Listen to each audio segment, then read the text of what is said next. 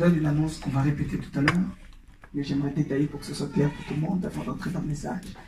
Dimanche prochain, au deuxième culte, nous ferons la présentation des enfants. Amen. Tous les enfants qui n'ont jamais été présentés de 0 à 12 ans, chers parents, si tu veux amener ton enfant, que nous le présentions à Dieu, amène-le-nous. Nous prierons pour cet enfant. Amen. Nous ne baptisons pas les enfants. Le baptême des enfants n'est pas un baptême biblique. Oh, j'insiste là-dessus.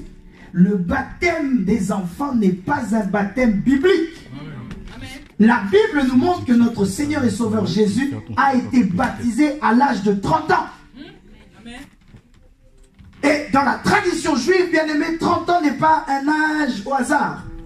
30 ans était l'âge de la maturité dans la tradition juive. Donc on peut comprendre que pour qu'un enfant, du moins une personne se baptise, cette personne doit être mature. Est-ce qu'un enfant de 3 ans, 3 mois peut être mature? Faux et archi faux. Qui dit amen? Amen. Donc nous ne baptisons pas les enfants, surtout que le baptême a une notion d'engagement très importante. Suis-je en train de blâmer les parents qui ont baptisé leurs enfants? Non, ce n'est pas du tout ce que je fais. Peut-être que tu l'as fait par ignorance, chers parents. Ou peut-être que toi qui m'entends, tu as été baptisé lorsque tu étais enfant, tu ne savais même pas. Ce n'est pas un vrai baptême. Le vrai baptême, c'est le baptême de Jésus-Christ. Amen. Qui a été immergé totalement dans l'eau. Et Marc 16,16 dira, celui qui croira et qui sera baptisé sera sauvé. Je répète, celui qui croira et qui sera baptisé sera sauvé. Donc dimanche prochain, nous n'allons pas baptiser les enfants, nous allons les présenter à Dieu. Lorsque vous lisez les évangiles, vous verrez que Jésus-Christ, enfant, a été présenté au temple par son père Joseph et sa mère Marie. Nous voulons faire exactement la même chose. Pour dire, Seigneur, voici ces enfants que tu nous as donnés. J'ai assisté à l'accouchement de mes 2 enfants, c'était terrible. L'accouchement, c'est le moment où il y a la vie et la mort en un seul doigt. En un seul clignement des yeux, tu peux passer d'un côté à un autre. Alors nous voulons dire, Seigneur, merci, l'enfant va bien, mais nous aussi les parents, nous allons bien. Amen. Tu comprends ce que nous allons faire dimanche prochain? Amen. Et du coup, à la fin, il y aura un bureau qui sera installé au fond. Nous continuons les inscriptions. Chaque parent qui veut inscrire son enfant pour qu'il soit présenté, il y a un montant de la cotisation qui est donné par enfant. Et il y a également l'enveloppe d'action de grâce. Le montant est fixé de la cotisation, mais l'enveloppe d'action de grâce, tu donnes le montant que tu souhaites pour dire merci à Dieu. Est-ce que nous sommes d'accord? Les autres détails seront donnés tout à l'heure par l'équipe de Stéphanie, le frère John, etc. Mon foyer, un havre de paix.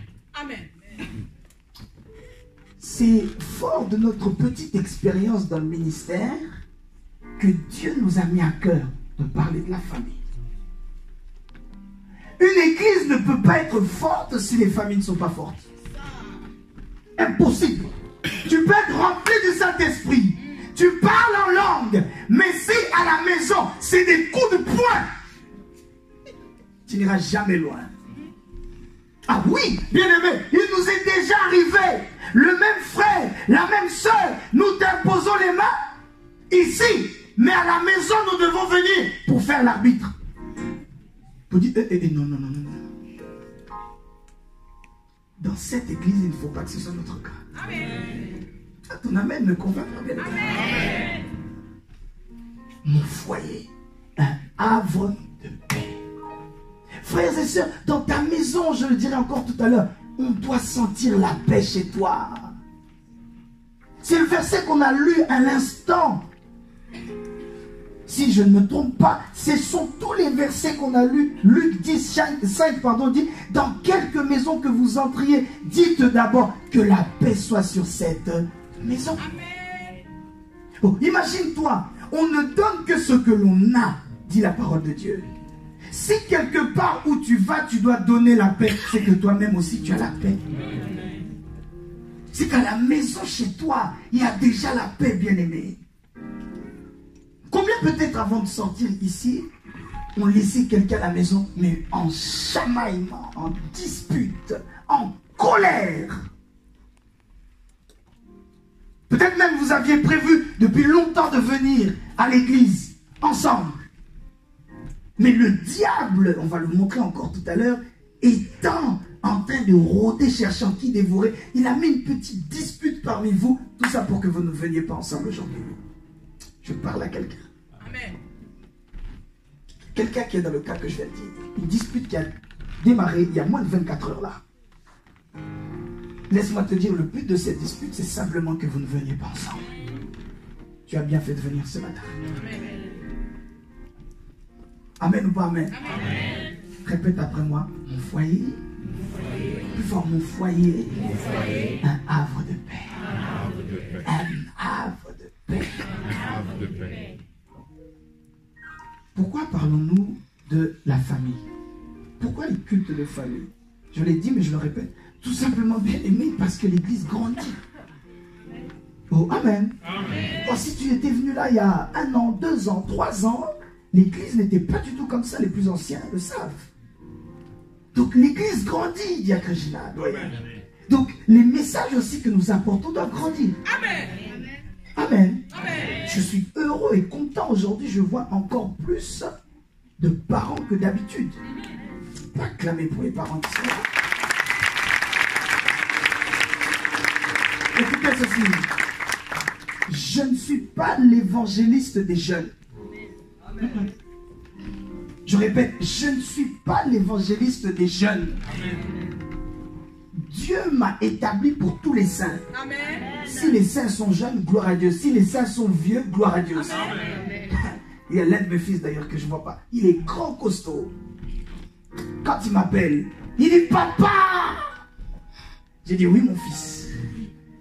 Que tu sois grand, âgé, même plus vieux que moi, aux yeux de Dieu, tu es mon fils. Amen. Oh. J'aimerais vous poser une question. Le président Emmanuel Macron vient d'avoir 40 ans ou 41 ans, quelque chose comme ça. Est-ce qu'il est le président que de ceux qui sont plus jeunes que lui? Non. Malheur à toi si tu dis, il est le président des autres, car il est jeune. Moi, je suis plus vieux que lui, il ne peut pas être mon président. Malheur à toi. Tu risques de te retrouver en prison pour rébellion envers l'État. L'onction ou la position ne dépend pas de l'âge. Lisez la Bible. Vous verrez des serviteurs de Dieu, des rois même, qui ont régi Israël, Juda, etc. Ils n'avaient même pas 30 ans. Ils n'avaient même pas 20 ans. Mais c'était les rois. Qui dit Amen? Amen. Suis-je en train de dire que je suis un roi? Non. Mais Dieu m'a établi ministre sur vous tous qui êtes là. Amen. Malheur à celles et ceux qui vont se dire, il est jeune. Je ne vais pas l'écouter. Peut-être que c'est cette bouche qui va changer ta destinée. Amen. Je sais ce que j'ai dit. Donc l'église grandit, bien aimé. Nos messages aussi doivent grandir. Amen. Et à qui est adressé ce message? À tout le monde. Amen. À tout le monde. Aux parents qui ont déjà donc des enfants. Parce que vous êtes déjà mariés, gloire à Dieu. Mais aussi à celles et ceux qui ne le sont pas encore. Car bien aimé, aujourd'hui, peut-être, Maëva, tu es jeune, tu n'es pas encore marié, mais demain, vous allez vous marier. Demain, vous aurez des enfants. Peut-être qu'aujourd'hui, vous êtes fiancé, Boris. Mais demain, vous allez vous marier. Alors, c'est aujourd'hui qu'il faut déjà mettre les choses en place. Yes. Pour éviter que le même évangéliste qui t'impose les mains pour vous marier soit obligé de revenir encore au milieu de vous pour dire, Boris, on ne tape pas. Amen, Boris. Qui dit Amen. Amen. Nous sommes tous concernés. Que personne ne dise, non mais moi j'ai pas d'enfant, j'ai pas de mari, je suis encore trop jeune. C'est bien, tu es trop jeune, gloire à Dieu. Mais dès aujourd'hui, nous mettons en toi un virus, pardon, un antivirus, un vaccin, afin que le jour où tu seras à l'âge qu'il faut, lorsque les virus vont vouloir venir t'attaquer, tu as déjà l'antivirus. Amen. Que suis-je en train de dire par là?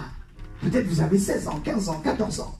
Alors c'est sûr et certain, si l'une de mes filles a 14 ans, 15 ans, Myrnaïou, Myrna. Myrna vient me dire, oh papa, j'ai dormi, j'ai vu l'homme de ma vie. J'avais une belle robe blanche. J'ai dit, ma fille, ça c'est ni Dieu, ni le diable, ni les anges, ni les démons, c'est toi-même dans ta tête. J'ai dit, tu as trop regardé les films de Bollywood. J'ai dit, c'est pas maintenant. Cependant, dès maintenant, Dieu nous a mis à cœur que je dois déjà transmettre les bases à Myrna. Que dès la maison, Myrna doit être exemplaire. Car bien aimé, ne vous y trompez pas. Si elle n'est pas exemplaire à la maison, chez maman, c'est pas chez elle avec son mari qu'elle sera exemplaire. Si elle n'est pas soumise à la maison, c'est pas à un mari qu'elle sera soumise. Sa propre mère qui l'a mise au monde, si elle n'y est pas soumise, elle ne sera pas soumise à son mari. Elle va dire, tu crois quoi toi? Moi aussi j'ai une mère. Hein? Mais dès aujourd'hui, nous vous donnons les paroles. Le jour où vous serez prêts et prêtes, le virus, l'antivirus, ressortira pour que le virus ne rentre pas en toi. Quelqu'un a compris ce que nous faisons aujourd'hui? Quelqu'un comprend là où est-ce que nous voulons aller? Donne-moi un meilleur amen. Première chose, le foyer est le socle, la base, la source de l'homme. C'est la maison, bien-aimé. C'est d'abord à la maison. La vie nous apprend qu'en réalité, nous avons 3 écoles. La maison, la deuxième, l'école, le travail. Et la troisième, c'est ta propre maison à toi. Qui me suit? D'autres disent, non, mais la rue aussi, c'est l'école. Non, non, non. La rue, c'est pas l'école. D'ailleurs, vous verrez que ceux qu'on appelle les enfants de la rue, très souvent tournent très mal. Nous retenons donc ces 3 écoles. La maison, où tu es avec les parents. La deuxième école, le travail, l'école. Tes études, du moins. Et la troisième école, c'est ta propre maison à toi demain, à l'avenir. Chacun voit maintenant où il arrive à se positionner. Mais bien aimé, vous verrez que la base, c'est la maison familiale. Amen. Qui me suit? Amen. Je donne un exemple. Quelqu'un qui, depuis sa propre maison, on lui dit, tu es bête. Tu es bête. Tu ne sers à rien. Tu ne vaux rien. Vous verrez déjà que cette personne prend déjà une mauvaise direction. Donc lorsqu'il arrivera à la deuxième étape qui est l'école ou le travail, il continuera à se dire, je ne vaux rien. Je ne sers à rien. Je ne compte pas. Je compte pour du beurre. Et vous verrez même arriver dans son propre foyer, cette personne va toujours se dire, je ne vaux rien. Je ne sers à rien. Alors dès maintenant, j'aimerais dire, bien aimé, soyons très vigilants. Car dès la maison, nous posons les bases de l'avenir de tous nos enfants. Quelqu'un me suit? Amen. Chers parents, faisons attention à ce que nous disons aux enfants. Faisons très attention, je le dirai encore tout à l'heure, j'ai un exemple à vous montrer. Faisons très attention à ce que nous disons, même quand l'enfant est en faute. Ce que tu dis est en train de conditionner les pensées de l'enfant. Il est triste de voir que parfois à l'église, nous recevons des gens, jeunes ou pas, parce que même chez les parents ça existe, que nous recevons des personnes qui déjà dès la maison, ils ont été blessés. Ils ont été traumatisés. Ils ont été choqués. On t'a déjà fait comprendre que tu ne sers à rien. Tu as grandi comme ça. Donc, jusqu'à toi-même, tu as des enfants, tu grandis comme ça. Et laissez-moi vous dire que toute personne qui est blessée va blesser les autres. Oui. Quelqu'un me suit? C'est là que l'Église entre en jeu pour essayer de corriger les choses. Bien sûr, par nos conseils, par les prédications, mais surtout par le Saint-Esprit. Quelqu'un me suit? Amen. Le foyer, bien-aimé, c'est un endroit à ne pas négliger. Raison pour laquelle j'insiste en disant, comme le foyer est indispensable pour la construction de tout être humain, ton foyer doit être en paix. Quelqu'un me suit? Un enfant qui va à l'école pour étudier, mais à la maison il n'y a pas la paix, il n'étudiera pas bien. Quelqu'un qui va même au travail, un frère, une soeur, tu vas au travail pour gagner ta vie, mais à la maison il n'y a pas la paix, tu ne seras pas efficace au travail. Ah, gloire à Dieu, parce que maman, en plus, je suis au milieu de tout ça. Parce qu'en même temps, je suis jeune, mais en même temps, je suis déjà parent. Et ne vous dites pas que je suis venu ici en donneur de leçons. Il y a plusieurs exemples que je vais donner là. Je ne vais pas citer, mais c'est des erreurs que moi-même j'ai fait. Regarde, je donne un exemple. Quand j'étais célibataire, ton péri, encore chez mes parents, je faisais ce que je veux. Si je veux aller en retraite, je vais en retraite. Je veux prier, je vais chanter ci et là. Et quand je me suis marié, j'ai gardé ces mêmes habitudes. Ayant une femme à la maison, un gros ventre comme ça. Coach. 4 week-ends dans un mois, 4 week-ends je suis dehors. La semaine je travaille. Un jour, ma femme m'a dit, écoute, assieds-toi un peu là, j'ai hâte de parler. Donc toi, tu m'as épousé, pourquoi? Oui, tu es serviteur de Dieu, je ne suis pas contre. Mais 4 week-ends d'affilée, tu es dehors. Oh, tu sais que d'un coup, j'ai dit, oh. Oh. Elle me dit, mais tu m'oublies ou quoi? Je dis, non, non, là, je ne t'ai pas oublié. Mais tu sais, donc étant chez moi, j'ai gardé les mêmes habitudes que j'avais chez mes parents. Donc il y a plusieurs exemples que je donnerai comme ça. C'est des choses que j'ai vues, mais des choses que j'ai vécues moi-même. Des erreurs pour que toi tu ne les commettes pas. Amen. Je disais donc à l'instant, le foyer étant très important pour la construction de tout être humain, il faut qu'à la maison il y ait la paix. J'insiste là-dessus, bien-aimé. Ta maison doit avoir la paix. Chez toi, on doit sentir la paix. Amen. Si tes murs parlaient, tes murs devraient dire ici, il n'y a jamais un mot qui est au-dessus de l'autre. Mais j'aimerais poser la question, si je vais voir ton mur, je dis mur, raconte-moi ce qui se passe ici. Qu'est-ce qu'il va me raconter? Est-ce qu'il va me dire, ah, c'est vous évangéliste que j'entends? Oh là là, mais ici, on est calme que quand ils sont à l'église. Sinon, dès le matin, c'est des disputes. Dis, il doit avoir la paix à la maison. Montre vraiment bien, dis qu'il doit avoir la paix à la maison. Quand je pense à ça, j'ai pensé aux exemples d'une nation, à l'exemple d'une nation, pardon. Vous verrez que dans une nation, s'il n'y a pas la paix, même les investisseurs ne viendront pas investir.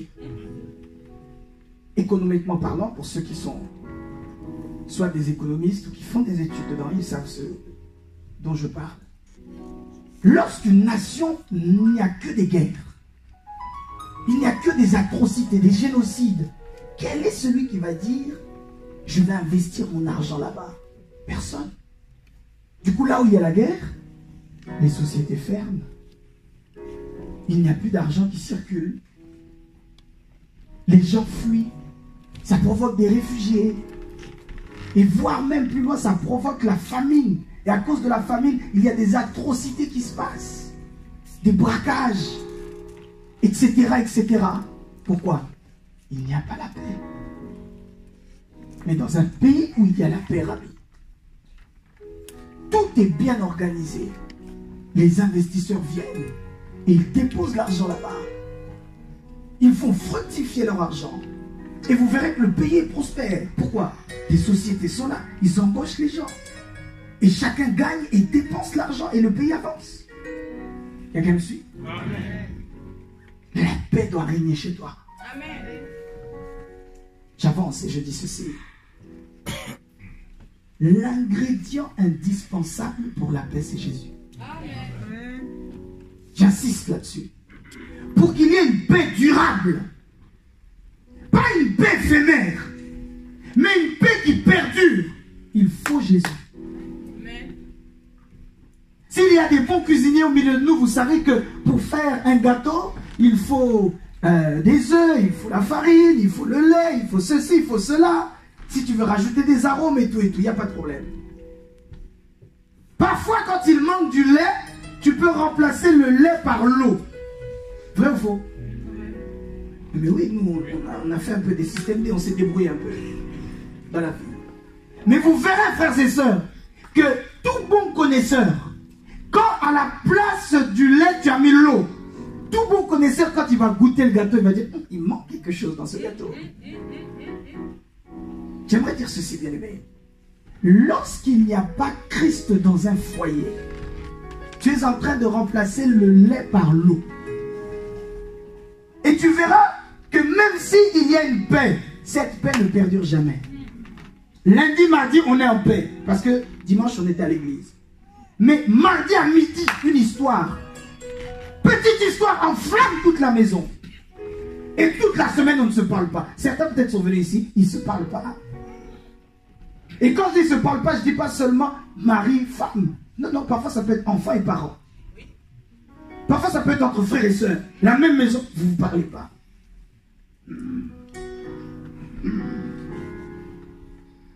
Il doit avoir la paix. Amen. Et pour que la paix perdure, bien-aimé, il faut Jésus à l'intérieur. Alléluia. Oh, j'aime le dire, maman, je le dis avec fierté parce que il y a la moitié, selon les statistiques, des mariages qui ne durent même pas 2 ans. Nous, d'ici bientôt, au mois de décembre, Noël, je t'ai déjà dit, on doit faire une grosse fête. Nous allons célébrer 3 ans de mariage. 3 ans. Pour toi, c'est rien. Pour moi, c'est énorme. 3 ans. Tu supportes quelqu'un qui n'est pas de ta famille. Mais frère, à un moment, tu peux dire, écoute, rentre chez toi. Rentre. Tu m'apporterais que les points, rentre chez toi. Amen. Pour moi, c'est énorme. Pourquoi tu disais cela? Suis-je en train de dire que lorsque dans une famille, ils sont chrétiens, il n'y a pas de problème? Non. Il y a des problèmes. Mais lorsque la base de ton foyer, c'est Christ, même lorsqu'il y a des tempêtes, la maison tient ferme. Amen. Tu comprends ce que je suis en train de dire? Yes. Malheur à toute personne qui bâtit sur du sable. Qu'est-ce qui est le sable? L'argent, on parlait tout à l'heure. L'argent, l'attirance physique, etc. Ou tel que je le vois là, tel que je la vois là, aujourd'hui, il ou elle est pauvre. Mais il est ambitieux, elle est ambitieuse. Demain, il sera quelqu'un d'autre. S'il est quelqu'un, si je l'épouse, moi aussi, je serai quelqu'un. Oh, non. Christ doit être la base de nos foyers. Je répète, bien aimé, Christ doit être la base de nos maisons. Maman, papa, bâtissez votre foyer sur Christ. Amen. Avant même que vous ayez des enfants, bâtissez votre maison sur Christ. Vous verrez que lorsque ces enfants viendront, ils vous trouveront déjà en Christ. Lorsqu'ils grandiront, que les gens disent la puberté, c'est la période, la crise d'adolescence. Je vous ai déjà dit, la crise d'adolescence, c'est pas biblique ça. Non. C'est pas biblique. Il y a écrit nulle part que non, quand on arrive à la puberté, on croit qu'on est devenu un homme, donc on doit chamailler avec ses parents. Ce n'est pas la Bible. Mais vous verrez que même lorsque la crise d'adolescence va poindre son nez, comme ton foyer est en Christ, ton enfant aussitôt parti, il reviendra. Amen. Quelqu'un me suit? Amen. Bâtissons nos foyers sur Christ. Nos maisons doivent être bâties, frères et sœurs, sur Christ et Christ seulement. La tempête souffle, mais ta maison tient ferme, car Christ est là. Amen. Je l'ai écrit. Jésus-Christ est l'indispensable ingrédient pour donner la paix durable dans nos foyers, dans nos maisons. Amen. Qui dit un bon amen? Amen. Toi qui notes ceci, j'aime le dire. Je le répète, il y a 4 ordres de stabilité, mais ce soir on peut dire 4 ordres de paix. La première paix, bien aimée, c'est la paix spirituelle. Amen. Mon frère, ma soeur, tu peux avoir toutes les paix, mais si tu n'as pas la paix spirituelle, tu ne fais rien. J'insiste là-dessus. Je vais parler des études, je vais parler de l'argent, je vais parler de nos pensées. Mais d'abord, bien-aimé, la paix spirituelle. C'est-à-dire, ton esprit doit être en paix. Et bien-aimé, pour que ton esprit soit en paix, il faut qu'il soit en Jésus. Oh, j'aimerais enseigner, insister là-dessus. Pour que nos esprits soient en paix, c'est Christ qui donne la paix. Sinon, vous aurez un semblant de paix, ce n'est pas la paix. Oh, combien ont épousé des hommes fortunés car ils étaient ministres de leur pays? Le jour où le dictateur qui était en place les a ramassés, eux tous, le ministère est tombé. L'argent est fini. C'est là que vous voyez des ex-femmes de ministres qui disent toi tu es plus ministre, toi et moi on va faire quoi Nelson? Mais chérie, tu m'as dit que tu m'aimais. Ouais, non, je t'aimais, mais j'aimais surtout ton argent.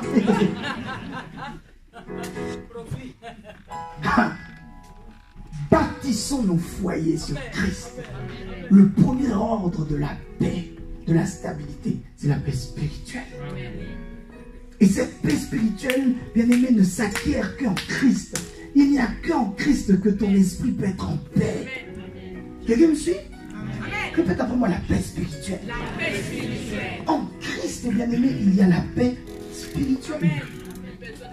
Deuxième étage, disons, de la paix, c'est la paix psychologique. Ça veut dire mentalement, tu dois être en paix. Chose étrange. Vous verrez certaines personnes qui ont beaucoup d'argent, qui sont respectées, mais leur esprit n'est pas en paix. Demain, fais l'exercice. Regarde les ongles de ton patron. Peut-être il est ronge. Il n'est pas en paix. Si vous n'avez jamais connu ça, moi j'ai déjà connu des hommes comme ça, qui gagnent beaucoup d'argent, beaucoup. 300, 400 000 euros. Un salaire de footballeur. Le mois, je ne parle pas l'aller, Rochane, le mois. Qui gagnent beaucoup d'argent. Par la grâce, je les ai côtoyés, mais tu te rends compte, ils ne sont pas en paix. Psychologiquement, ils ne sont pas en paix. Pour dormir, il faut des cachets. Pour manger, il faut des cachets. Pour qu'ils soient relax, il faut des cachets, voire même la drogue. S'il ne fume pas, il n'est pas bien. Alors que soi-disant, il est aimé, il est respecté. Tu te dis, mais c'est pas normal. Certains, c'est parce que nous ne les voyons que durant les heures de travail. Mais lorsqu'on voit comment ils sont en dehors du travail, mais c'est pitoyable. C'est regrettable. C'est comme ça, bien aimé, vous verrez que certains footballeurs, soi-disant connus, certaines personnes qui sont soi-disant aimées, adulées par tout le monde, c'est comme ça que vous verrez, on les retrouve conduites en état d'ivresse. Donc comment toi, footballeur du PSG, on te trouve conduite en état d'ivresse? Pourquoi? Ils n'ont pas la paix psychologique. Ils sont aimés. Quand on les voit dehors, on court après. Hey, autographe. C'est pour ça que jamais je courais derrière ces gens-là. Dis, demande de courir comme ça. C'est toi qui dois courir vers moi. Je t'impose les mains, tu reçois la paix spirituelle. Nathan, jamais fais pas ça. Même moi, Cristiano Ronaldo, jamais. C'est lui qui doit courir derrière nous. Pourquoi? Car nous avons quelque chose qu'il n'est pas capable d'acheter même avec son compte en banque. Oh, t'en as même le convaincu. La paix spirituelle, frères et sœurs. Ton esprit doit être en paix. Tu es en paix. La paix psychologique, je le disais, pardon, à l'instant. Donc tes pensées sont en paix. Alors c'est comme ça que vous verrez, bien aimé, des gens qui parfois n'ont pas visiblement beaucoup d'argent, même ils n'ont rien, mais ils sont en paix. Comparez, bien aimé, nous qui vivons soi-disant, j'insiste bien, soi-disant dans des sociétés développées, ici en Europe, tout ce que nous voulons, nous l'avons, des tablettes, etc., l'argent et tout et tout. Comment pouvez-vous imaginer que la France est le pays où on boit le plus d'antidépresseurs? Les gens sont dépressifs. Mais allez voir dans des provinces reculées du Mali, des provinces reculées du Congo, l'Angola, tout ce que vous voulez, des pays d'Asie où les gens sont soi-disant pauvres, des pays soi-disant sous-développés. Vous trouverez là une femme qui vend des beignets, qui éduque ses enfants avec l'argent des beignets qu'elle vend. Mais elle est en paix. Amen. À ta place, moi j'aurais dit amen. Amen. Suis-je en train de dire, bien aimé, que nous ne devons pas vouloir gagner et avancer dans la vie. Non, c'est pas ce que je dis. Mais ce que je dis, c'est que après la paix spirituelle, il y a la paix psychologique. Pas l'argent. D'abord, dans tes pensées, tu dois être en paix. Quelqu'un me suit? Amen. Troisième niveau, c'est la paix que j'ai appelée la paix académique. Qu'est-ce que j'entends par académique? Je parle du travail, je parle des études. J'insiste, la paix académique par le travail et par les études. Et là, je l'ai dit tout à l'heure, je m'adresse à tout le monde. À ceux qui sont étudiants, mais aussi aux parents qui travaillent déjà. Je m'adresse à tout le monde.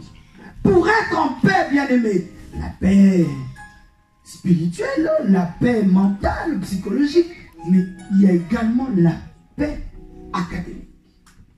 C'est très important. La Bible n'est pas un livre pour les fainéants. Ah, moi-même, j'ai dit amen à ça. J'aime dire à l'envers, fils, tu veux avancer et être quelqu'un de la vie. Il y a des fois, tu dois fermer ta Bible, tu dois ouvrir tes cahiers. Amen. Le Saint-Esprit n'étudiera jamais à votre place. C'est à nous, bien-aimés. Nous voulons être en paix. Tu dois étudier. Amen. Amen. J'ai reçu dernièrement une maman qui est venue me voir, se plaignant en me disant, ma fille n'étudie pas, elle aime Christ, évangéliste, elle vous appelle même papa. Je dis, c'est normal, c'est ma fille. Mais elle n'étudie pas, ça ne va pas, ça ne va pas, ça ne va pas. La maman remontée, elle a raison. J'ai dit, maman, est-ce que vous savez, j'ai vu votre fille il y a moins d'une semaine, lundi, est-ce que vous savez ce que je lui ai demandé de me ramener? Elle me dit non. Peut-être qu'elle pensait que j'allais dire, je lui ai demandé de me ramener un cahier pour que je lui donne un cours biblique, de théologie, ou une Bible. J'ai dit non, maman. Je lui ai dit, amène-moi ton bulletin de notes. Ces derniers temps, quand je l'ai reçu, je dis, amène-moi un peu ton bulletin là. J'en ai marre que vous me rappelez vos rêves. J'ai rêvé de ça, j'ai vu un scorpion évangéliste, ça veut dire quoi? J'ai vu, je prêchais devant des milliers évangélistes, ça veut dire quoi? Moi, j'ai envie de te dire, amène-moi un peu ton bulletin, laisse les rêves de côté. La vraie vie, c'est celle-ci-là. Moi-même, j'ai dit amen. J'ai dit, amène-moi un peu ton bulletin là, que je vois un peu. Qu'est-ce que ton bulletin est, angélique ou diabolique? Oui, parce qu'il y a des notes qui sont diaboliques. Quand tu vois le professeur qui écrit 2 sur 20, 3 sur 20, 1 sur 20, et qui écrit, mademoiselle, réveillez-vous. Frère, c'est diabolique ça. Bon, ici, on dirait que vous ne voulez pas dire amen. C'est diabolique, chers parents. Amen. Nous ne leur enseignons pas ce genre de choses à ces enfants-là.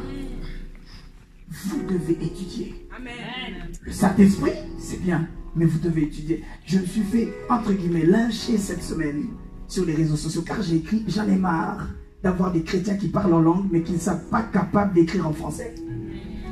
J'en ai marre. Quand je lis ton message, j'ai mal aux yeux. Car les fautes de français que tu fais, c'est grave. Amen. Mais en plus, tu me dis, évangéliste, prie pour moi pour que je parle en langue. Avant de parler la langue des anges, parle d'abord la langue des hommes. Amen.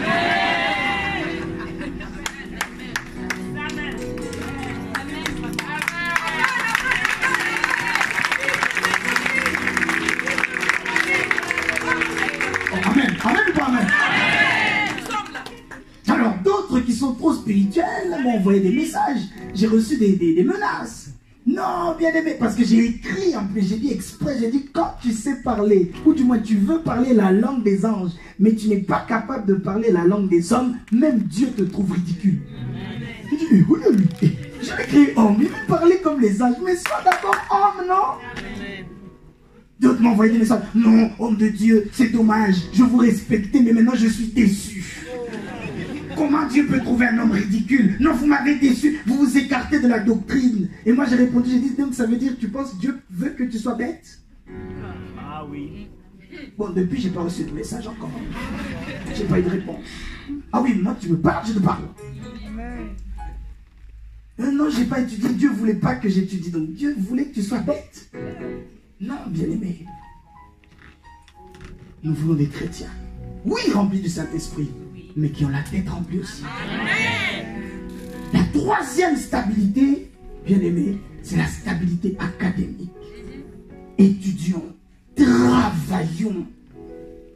Cherche de toutes parts comment tu peux travailler.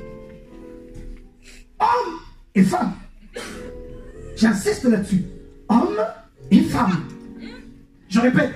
Hommes et femmes. C'est pour X ou Y raison. Dieu vous a donné des moyens qui font qu'il n'y a qu'une seule personne. Du moins, l'homme peut travailler et subvenir aux besoins de toute la famille. Gloire à Dieu. Là, je dis gloire à Dieu. Mais si vous êtes étranglé financièrement, mais toi, dans ta tête, cher frère, tu te dis, ma femme doit rester à la maison pour me faire la sémoule. Tu as un problème. Un, tu as un problème. Deux, tu ne t'aimes pas toi-même. Parce que ce que tu fais avec un bras, ta femme va rajouter un deuxième bras. Et vous êtes plus fort. Moi aussi, avant maman, je me disais ça. Je dis, ma femme, elle va être tellement belle, elle ne doit pas travailler. Je ne veux pas que ma femme ait des cernes. Parce qu'elle est partie travailler le matin très tôt. Mais ça, c'était l'enfance. Quand j'ai grandi, je dis, on dirait que j'ai changé d'avis. Hein. J'avais même pas encore trouvé ma femme. Hein. Mais quand j'ai commencé à voir la réalité des choses, quand j'ai reçu mon premier avis d'imposition, j'ai dit, maman, en fait, j'ai changé d'avis. Ma femme va travailler comme moi. Qui dit amen? Amen. Je sens que quelqu'un est en train d'être béni ici. Amen, amen, amen. Non, je disais, je sens que quelqu'un est en train d'être béni ici. Amen. Quatrième ordre de paix, c'est la paix financière. Répète après moi, la paix financière. La paix financière. Oui, pourquoi bien aimé? Car celui qui a la paix spirituelle, il a la paix aussi dans ses pensées, la paix psychologique. Il arrive à bien étudier, il décroche un bon diplôme qui lui donne accès à un bon travail et ce bon travail lui donne accès à une bonne paye. Voilà. On va être terre à terre. Hein? Ne soyons pas déjà au ciel, nous sommes là. Nous sommes là. Bien aimé, ce n'est pas le Saint-Esprit qui va payer tes factures à ta place. Je vois certains me regardent et disent non. Nous disons la vérité. Si l'église ne dit pas ce genre de choses, tu risques d'attraper une claque dans la figure. Parce que monsieur le huissier va passer en disant ding dong, ding dong. Ça fait déjà, monsieur, 2 ans que tu n'as pas payé tes impôts. Tu dois payer. Que cela ne t'arrive pas au nom de Jésus. Pourquoi? Parce que nous disons les choses franchement. Tu as un bon salaire par la grâce de Dieu. Ça te donne, merci Seigneur, accès à la paix financière. Bien aimé, j'insiste là-dessus. J'aimerais enlever tout esprit religieux de tes pensées qui te fait penser que lorsque tu es pauvre, Dieu est content. Non. Jamais. Ne te dis pas, bien aimé, lorsque tu es dans des difficultés financières, Dieu est content. Non. Ta pauvreté ne fait pas de toi forcément un bon chrétien. Non.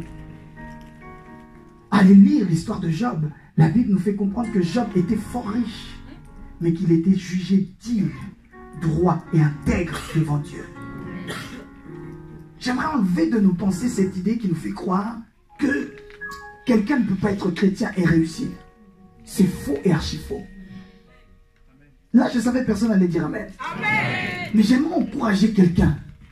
Tu rêves, tu as beaucoup d'argent. Et le matin, tu te réveilles, tu dis, rêve impur. C'est pas rêve impur. C'est rêve de gloire. Amen. Tu rêves, tu te dis, je dirigeais beaucoup d'hommes, beaucoup de femmes. Et je sentais moi-même, j'avais beaucoup d'argent.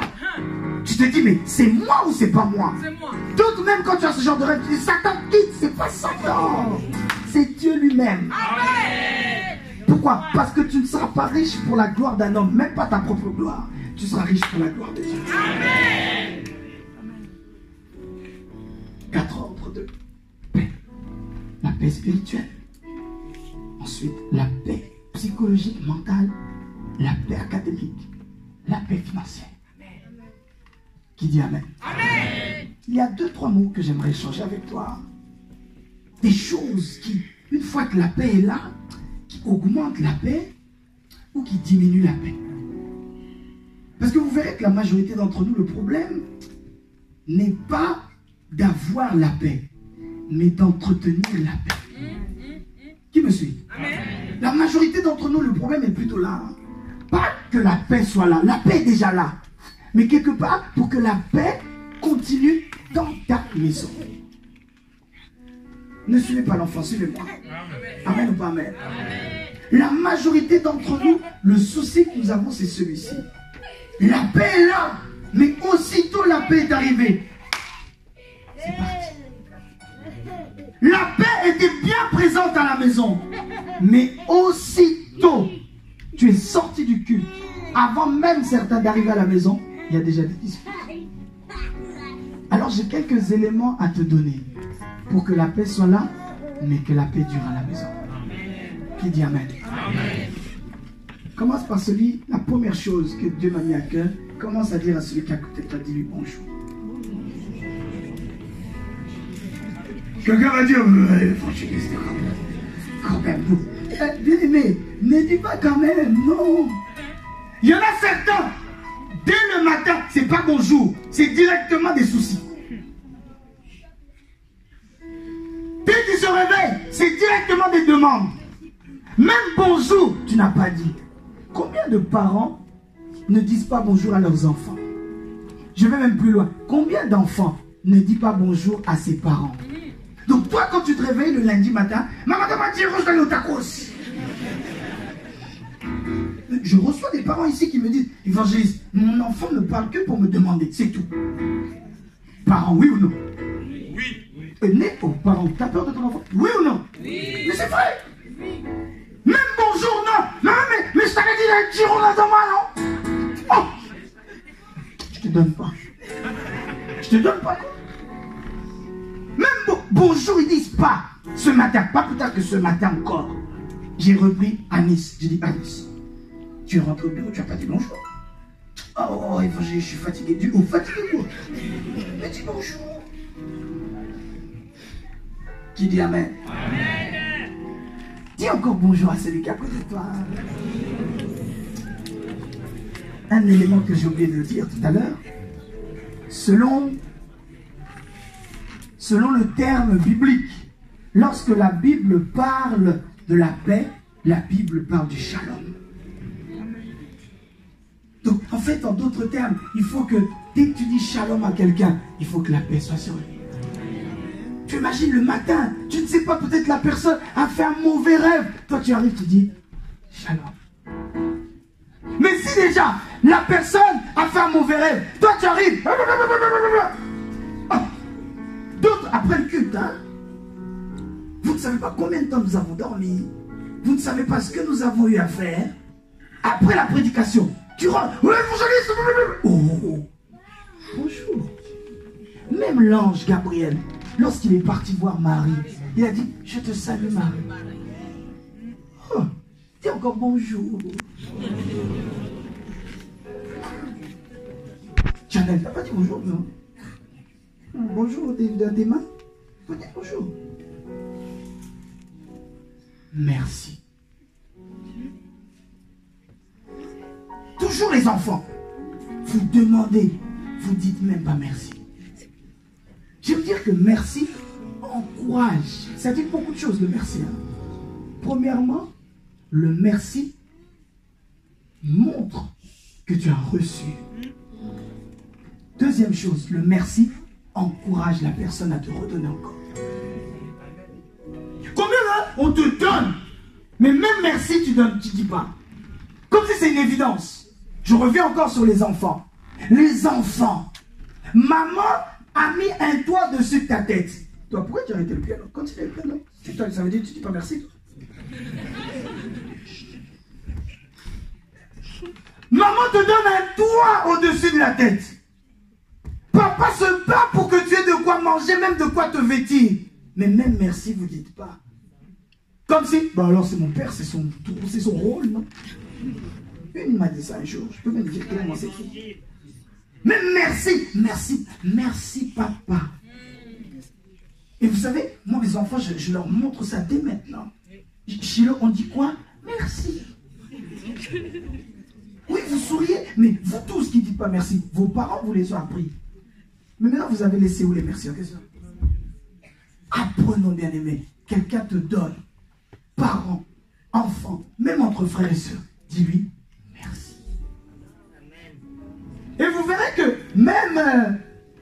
à l'église, on continue à vivre comme ça. Je prie pour toi. Tu as le permis. Tu n'avais rien. Maintenant, tu as le permis. Même merci, tu ne dis pas merci. Amen. Apprenons à dire merci également. Ah, autre chose très importante. S'il te plaît. Vous souriez, mais les s'il te plaît, c'est très important.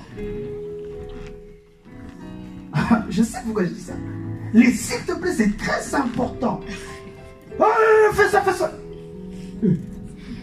Et s'il te plaît, c'est pour qui? Parce que si ça ne me plaît pas. Amen. On pourra dire merci, bonjour, merci, s'il te plaît. Bien aimé, même après 20 ans de mariage, oh, je prie que moi aussi j'arrive à 20 ans. Même après 20 ans, il faut que je dise à ma femme, s'il te plaît. Non, ne te dis pas, oh, mais c'est bon, on est habitué. On est habitué de quoi? On est habitué, mais le cœur reste le même. Amen. Dis à celui qui est à côté de toi, s'il te plaît. Je t'entraîne déjà. Une autre chose. Répétons ensemble la responsabilité. Et là, je parle à tout le monde par rapport à la responsabilité. Vous verrez, bien aimé, à partir d'un certain âge, il y a certaines choses que tu ne peux plus faire. Là, je parle notamment aux garçons. Tu as 20 ans, 22 ans, 23 ans. Mais jusqu'aujourd'hui, c'est maman qui est obligée de dire « Va ranger ta chambre ». J'ai dit le garçon pour épargner les filles. Parce que j'ai des textos où les mères me disent « Évangéliste, si je t'envoie la photo de ma fille, tu risques de la répudier. » Bien aimé, la responsabilité. Parents, je vous en supplie, dès le plus jeune âge, apprenez à vos enfants à être responsables. Vous savez, on ne va pas se mentir. Moi, je fais des comparatifs parfois avec d'autres jeunes gens, mais d'autres cultures, entre guillemets, que les nôtres, ou que les vôtres. On va dire ça comme ça, parce que nous sommes filmés. Et vous verrez que certains, à l'âge de 12 ans, 13 ans, 14 ans, il est capable de prendre le TGV de Paris jusqu'à Bruxelles tout seul. Il prend même l'avion de Paris, maman, jusqu'aux États-Unis tout seul. Mais toi, 23 ans, un CV d'obligé. Je ne sais pas faire le CV, moi. Aidez-moi à faire le CV, je ne sais pas faire le CV. Ah! Donc, juste pour te déplacer, aller juste à côté. Mais je ne sais pas comment faire. Un homme de Dieu raconte, il a quitté son pays, il est parti dans un autre pays. Et lui, dans son pays, tout, il faut demander. Où on fait ça? Où on fait ça? Arrivé là-bas, tout le monde, il arrive en Europe. Personne ne calcule personne. Tu lis, tu vas à gauche, tu vas à droite, tu fais ce que tu veux. Lui, maintenant, il cherchait la sortie. La sortie de l'aéroport.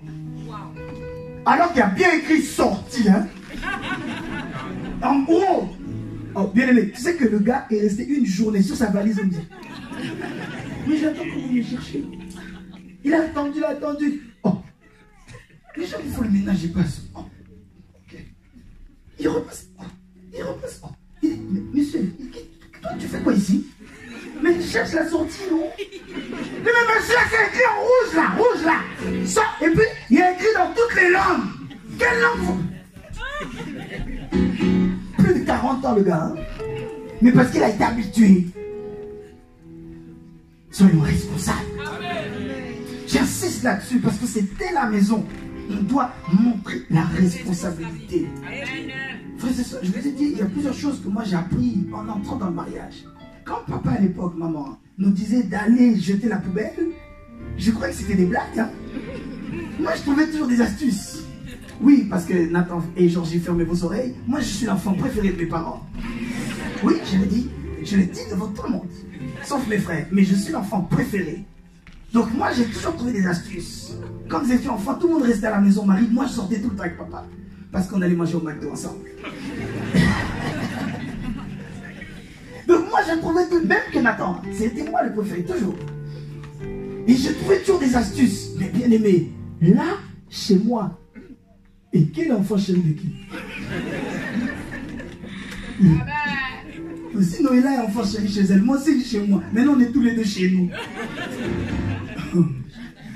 Qui va jeter la poubelle chez nous? Non. Donc, on s'est réparti les tâches. Maintenant, c'est moi qui vais jeter la poubelle. Ah, clame Jésus pour ça. La responsabilité, c'est très important, bien aimé.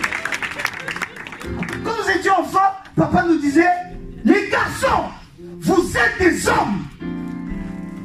Quand je ne suis pas là, vous devez faire le tour de la maison avant d'aller dormir. Je prenais ces paroles à la légère. Mais maintenant, bien aimé, que je suis chez moi, c'est la vérité, c'est ce que je fais. Je fouille partout. Est-ce que tout est bien fermé?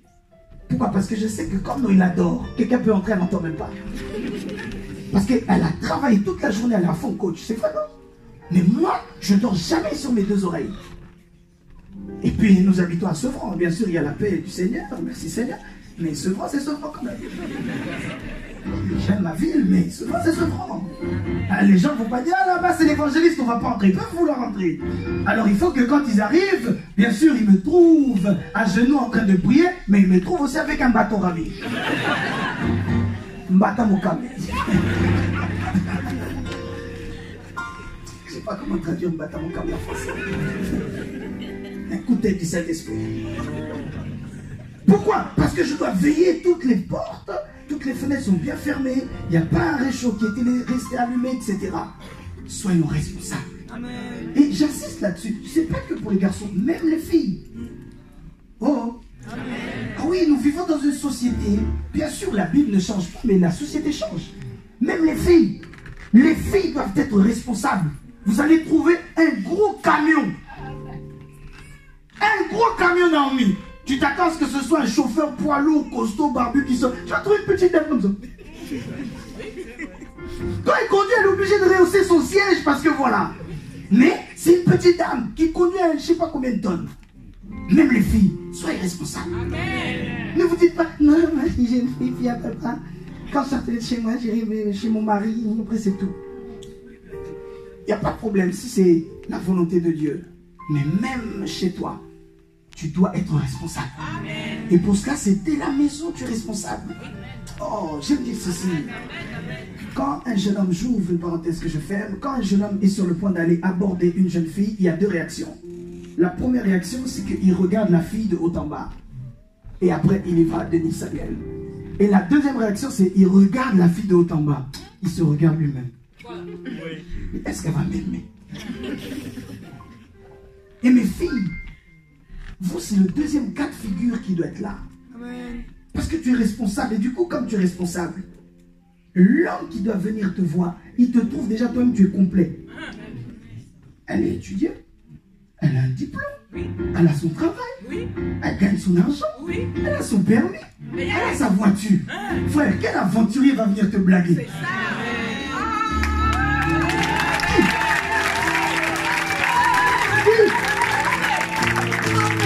Tu m'entends? Quel aventurier va venir te blaguer?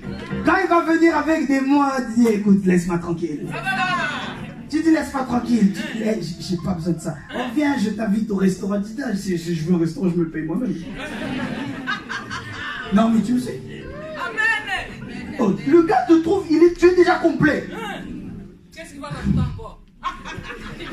Donc l'aventurier, il va pas venir se frotter. Il va dire, mais je vais rentrer où là, Marina? Elle est déjà complète. Je peux rentrer de nulle part. Que cela soit le cas de chacune des jeunes filles qui est là au nom de Jésus. Soyez responsables. Soyez responsables. Parents, confions des responsabilités à nos enfants. Bien sûr, de manière relative. Mais petit à petit, confie-leur des responsabilités. Ton enfant arrive à un certain âge, va laisser ton petit frère à 50 mètres là-bas, à l'école, chaque matin. Je me souviens encore, maman, quand nous étions à Lyon, chaque matin, c'était moi, Georgie, il est où? Ah, Georgie, c'est mon petit frère, même s'il est plus grand, plus costaud que moi. C'est moi qui le tirais tous les matins. Allez, Georgie, on va à l'école. Oui, parce que matin, papa, maman allaient au travail, les grands frères, grandes sœurs allaient à l'école ailleurs. Donc moi, je crois que j'étais en CP, maman, non? Et lui, il était en maternelle. Et allez, Georges, on y va. C'est moi qui prenais les rapports chez les professeurs. Je dis, il va bien, il n'a pas fait de bêtises. Pas bien. Il me demandait, il a bien dormi? Il a bien dormi. Alors que nous avons à peine 16-18 mois d'écart. Mais la responsabilité. Inculquons cela à nos enfants bien-aimés. La responsabilité. Je continue en disant ceci. Le respect. Amen. Ah, ça vraiment, on doit faire des séminaires là-dessus maintenant. Amen. Le respect. Avant même de parler de respect envers les autres, le respect envers toi-même. Respecte-toi, bien-aimé. Ce n'est pas de l'orgueil, tu t'estimes. Tu dis non, non, non, ça je ne peux pas le faire. Je tape sous les doigts, par exemple, pour information, de toutes les jeunes filles ou jeunes garçons qui vont dormir les uns chez les autres. On s'est connus à la maison. Pardon, on s'est connus à l'église.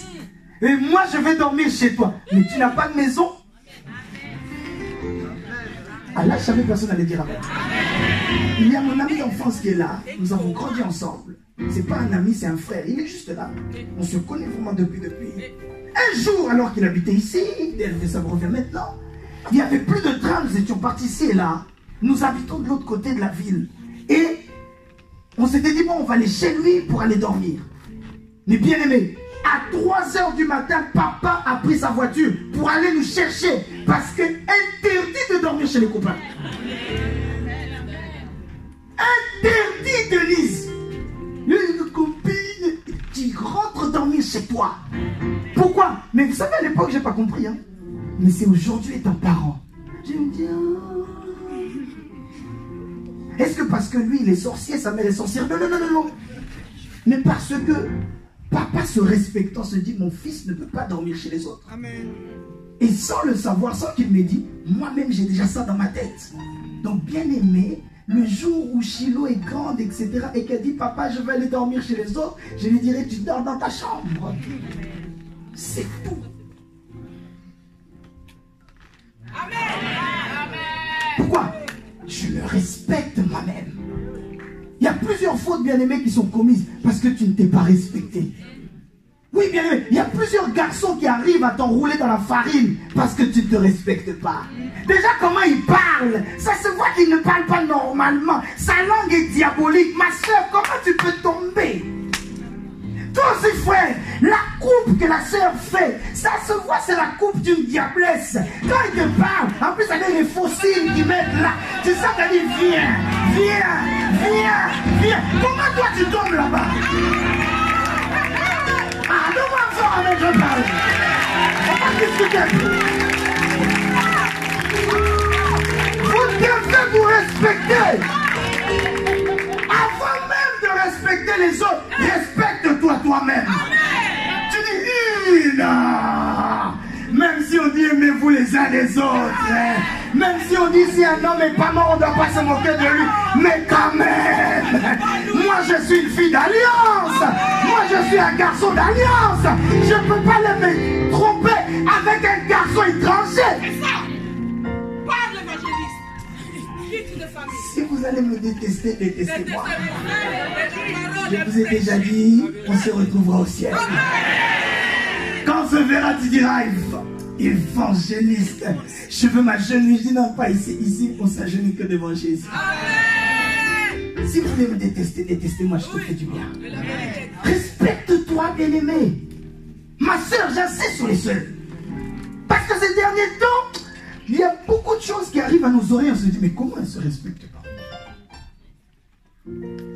Bien-aimé, ne vous y trompez pas. C'est vrai que l'homme peut changer, le cœur peut changer, et tout, et tout, et tout. Mais quelqu'un qui t'a fait du mal alors que vous n'étiez même pas fiancés, il ose lever la main sur toi. Les fiançailles, ça continue, il ose lever la main sur toi. Et que dans le mariage, il continue à te frapper. Tu viens me voir dans le bureau, je vais te dire bien fait pour toi. C'est pour ça que maman, les gens préfèrent Pasteur Pedro que moi. Parce que lui va dire, bon, il va détourner les choses. Moi, vraiment, je ne vais pas dire 5 phrases là où je peux dire une phrase. Je vais te dire, ma soeur, c'est bien fait pour toi. Qui t'a dit d'aller là-bas? Qui Qui t'a dit? Tu as demandé à Dieu? Tu as consulté Dieu? Et puis la même relation. On prêche ici, on te dit que c'est pas bon. Tu continues là-bas. Tu as vu? Bien fait. Ah, moi je prêche. Hein. Respectez-vous, bien-aimés. On doit se respecter. Il y a certaines choses. Tu dis non, tu vaux mieux que ça. Il y a certaines. C'est pas de l'orgueil, attention. Ce n'est pas de l'orgueil. C'est que tu te respectes. Et tu dis non. Non, c'est pas mon niveau. Le mensonge, c'est pas mon niveau. Quelqu'un déjà qui t'amène dans une relation et il te dit non, on se cache. Hein. On se cache. Plus personne ne sache.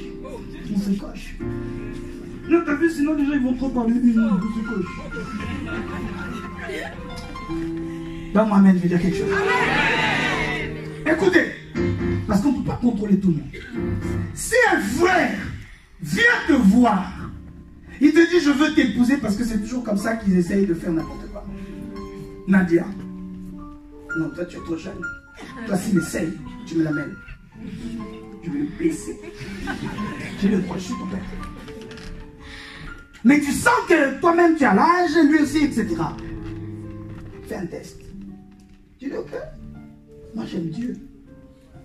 Allons voir l'évangéliste. S'il n'a rien à cacher, qui vient? Allons voir l'évangéliste, allons voir le pasteur Pedro, allons voir maman. Frère, ne t'aventure jamais, ma soeur. Ne t'aventure jamais dans une relation sans nous avertir. Amen. Je continue en disant ceci. Un jour, un homme, maman, est parti épouser une femme, mais contre le consentement de son pasteur. Lambert, écoute bien ça. Il épouse la femme. Le pasteur lui dit non, pas elle. Mais le pasteur, elle est trop belle, elle est trop belle. Il dit pas elle. Je sais pourquoi je te dis ça, fils, arrête ça. Le frère a quitté l'église. Comme en plus ils aiment bien mal parler des pasteurs. Faites attention à ceux qui parlent mal des pasteurs. Tu risques d'entrer dans un péché, une malédiction, toi-même tu ne sais pas. Quand tu arrives, surtout vous qui allez dans les salons de coiffure, dans les matanga. Matanga en français c'est matanga quand même. Oh pasteur, attention, tu mets ta bouche dans des choses qui ne te concernent pas. Le frère est parti. Il a dit moi je pars. C'est quoi cette église? Les gens veulent se marier, ils ne veulent pas. Il est parti. Il a trouvé un autre pasteur, il lui a donné $200. Parce que c'est dans un autre pays. Le pasteur les a mariés. 1 mois, 2 mois, 3 mois, 6 mois après. Oh, j'aime bien raconter cette histoire. Alors qu'ils dormaient tous les deux à côté. À 3 h du matin, le frère touche. Il voit la place est vide. Il ouvre les yeux, il voit sa femme qui vole. Au moment où il veut être paniqué, sa femme lui dit chut, j'ai l'habitude de faire ça tous les soirs. Coach, ça s'est passé au Congo. L'homme a fui, il a fui en Angola. Et il a retrouvé son premier pasteur en Angola. Le pasteur lui dit oh, mais j'ai appris que tu t'es marié. Alors, comment ça? Oh, pasteur! Oh! Sirène des eaux, pasteur! Le pasteur lui dit vous êtes déjà marié. La Bible est contre les divorces. Retourne aller chercher ta femme. Il a dit pasteur, jamais! Jamais, pasteur! Quand on lui disait c'est pas cette soeur, il n'a pas écouté.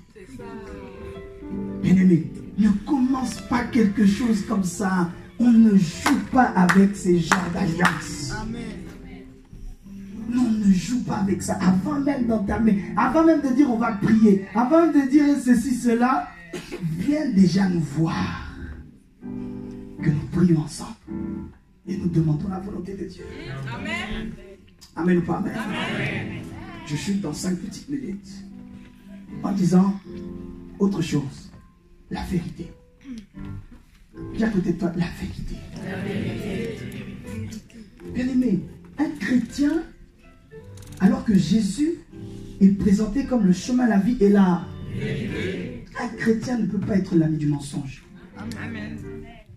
C'est triste de le voir dans une famille. Tout le monde ment. Les parents se mentent les uns aux autres, mais ils mentent en même temps aux enfants. Et les enfants aussi se mentent entre eux et ils mentent aussi à leurs parents. C'est triste de voir cela. Là où il y a le mensonge, frères et sœurs, le diable entre. Et il fait ce qu'il veut. Un chrétien ne doit pas mentir. Vous devez vous dire la vérité. Frère, dis la vérité à ta femme. Ma soeur, dis la vérité à ton homme. Un homme un jour a été attrapé en flagrant délit, ami. Il trompait sa femme. La femme vient voir l'homme de Dieu. Elle dit, pasteur, mon mari m'a trompé. Le mari, en plus, était le genre de mari têtu, qui déjà venait pas à l'église. Et il vient. Vous voulez rentrer dans mon foyer? Un escroc. On t'attrape les gens flagrant délit. Au lieu d'être humble, il vient. Vous voulez entrer dans mon foyer? L'homme de Dieu lui dit, écoutez, votre femme prie chez nous. Elle nous a expliqué le problème. Il dit, non, c'était simplement une collecte de travail. Mais, monsieur, parce qu'il a essayé de lui dire frère. Il a dit, non, moi je ne suis pas frère. Bon, d'accord, monsieur. Cette soi-disant deuxième femme est venue jusqu'à chez vous à la maison et vous avez dit qu'elle a dit effectivement vous étiez ensemble. Comment vous dites que c'est faux? Il dit non, c'est faux, elle s'est fait décider elle-même. La femme regarde, la femme en pleure. Le mari sort du bureau et claque la porte. La femme dit, homme de Dieu, je ne veux qu'une seule chose, qu'il dise la vérité. La suite de l'histoire est triste. Pourquoi? Quelque temps après, ils se sont séparés. Il n'a pas voulu avouer et tout. Il a continué en plus même d'autres choses. Ils se sont séparés. L'homme qui avait soi-disant une bonne destinée, sa vie était par terre. La femme a continué à avancer dans sa vie et elle a avancé grâce à Dieu. Mais l'homme en question, sa vie par terre. J'aimerais dire ceci, ne t'associe pas à n'importe qui. Mon frère, peut-être tu ne sais pas, les bénédictions que tu as ne viennent pas de toi, mais viennent de ta femme. Amen. Je peux vous confirmer ce que je dis là. J'étais béni avant d'être marié. Mais depuis, je suis encore plus béni. Amen. Je sais ce que je veux dire. Amen. On ne change pas de femme comme on change de chaussures. On ne change pas de mari comme on change de micro, comme on change de chemise. Oh, la bleue, je l'aime pas, tu enlèves, tu mets la blanche. Non, bien aimé. Il y a des alliances auxquelles on ne touche pas. Amen. Dites-vous la vérité. Dis la vérité. Même quand tu as fauté, dis la vérité. Les enfants, j'insiste là-dessus. Dites la vérité. Combien d'enfants mentent? Un père un jour a dit, pasteur, moi je crois mon enfant que quand il dit deux choses. Bonjour, parce que je sais qu'il fait jour, je peux voir. Et bonsoir, parce que je sais que c'est la nuit, je peux voir aussi. Mais sinon, tout ce que mon enfant dit, je ne crois jamais. Depuis qu'il a 12 ans, 13 ans, il ment comme il respire. Non, cherchez. On doit dire la vérité. On doit être sincère. Un homme, maman, un jour, qui avait l'habitude de prier quand il faisait une affaire avec sa femme, avant d'aller donner la dîme. L'homme reçoit beaucoup d'argent et il enlève la dîme et il dit, Seigneur, merci pour les 10 000 euros. La femme fait la prière, Seigneur, merci pour les 10 000 euros. L'homme dans sa barbe, il dit, Seigneur, non, merci pour les 12 000 euros. Oh Seigneur, merci pour la dîme. La dîme de 1000 euros, c'est combien? La dîme de 1000 euros, c'est combien? La femme dit, oh Seigneur, merci pour la dîme de 100 euros. Dans le cœur, l'homme dit, non, non, non, Seigneur, merci pour la dîme de 120 euros. L'homme a montré 10 000. 2 000, il a dit, je garde. Parce que si je montre à ma femme, elle va tout bouffer. Dites-vous la vérité. Amen. Je pense que j'ai fini mon message. Je pense que j'ai fini.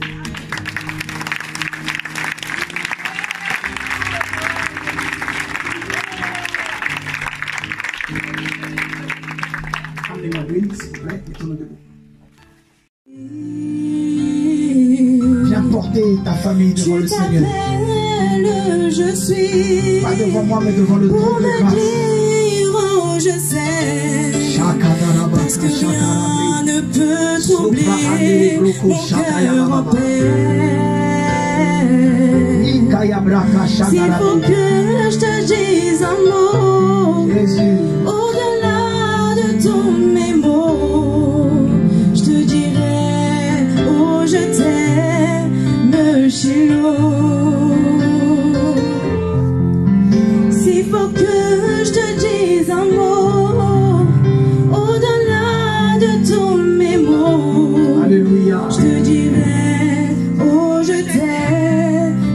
Shiloh, Shiloh, inscris ton nom dans mon esprit. Sinon, je ne saurais pas vivre en moi ta vie. Shiloh, ta gloire éclaire tout mon être. Alléluia. Au nom de ton amour je vis. Chante encore Shiloh, ma soeur. Chante encore Shiloh. Comment? Shiloh, inscris ton nom dans mon esprit.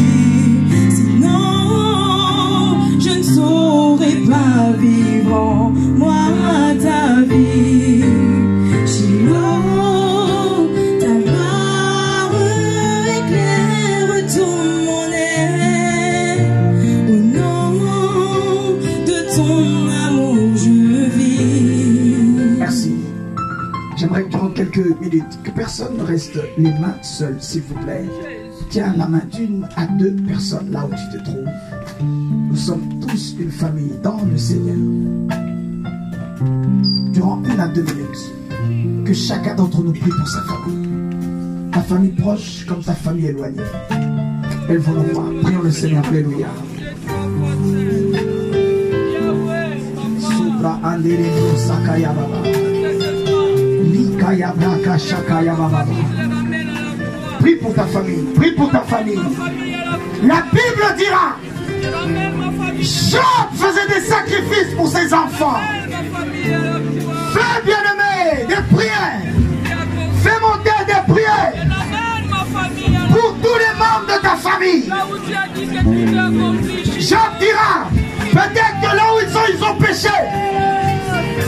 Peut-être que là où ils ont péché. Prions pour nos familles. Comment? Prions pour nos familles. Comment? C'est pas un délégué Shakaya Baba Baba. Korobondo Kodorobo Shakaya Bri. Lenda Ramaka Shakaya Baba Baba. Là où ta main n'est pas bien aimée, ta prière peut changer quelque chose. Là où tu n'es pas là physiquement, ta prière peut parler aux membres de ta famille. Partout où ils sont, en Europe, en Asie, en Amérique, en Afrique, en Océanie, en Asie, ta prière peut changer quelque chose. Korobroko Shandarabaka Shea, Odaramaka Shandarabre. Un malade peut être guéri à cause de ta prière. Quelqu'un qui est en prison peut sortir de là à cause de ta prière.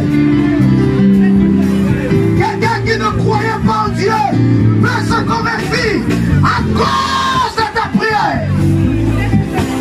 Des dettes peuvent être effacées à cause de ta prière.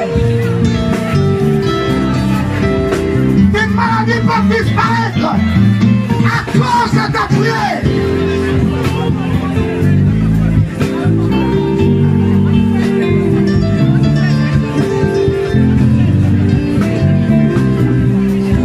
Prions encore 30 secondes. Prions d'une manière intense, bien-aimé. Prie. Porte de ta famille. Un divorce peut être annulé à cause de ta prière. Une rupture peut être annulée à cause de ta prière. Un accident peut être déjoué à cause de ta prière. Sodaramaka Shakayabra. Sodaramaka Shakarabre. Imakayabro Shayababa. Sodaramaka Shakarabre.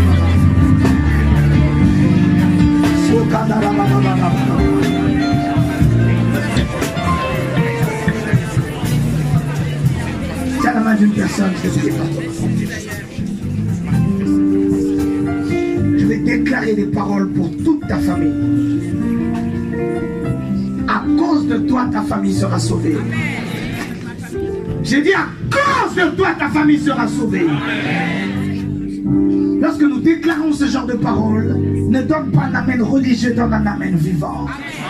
J'ai dit à cause de toi, ta famille sera sauvée. À cause de toi, la paix va prendre place. À cause de ta présence dans ces lieux, la maladie va laisser la place à la guérison. À cause de toi, tous les prisonniers de ta famille vont sortir des cellules au nom de Jésus.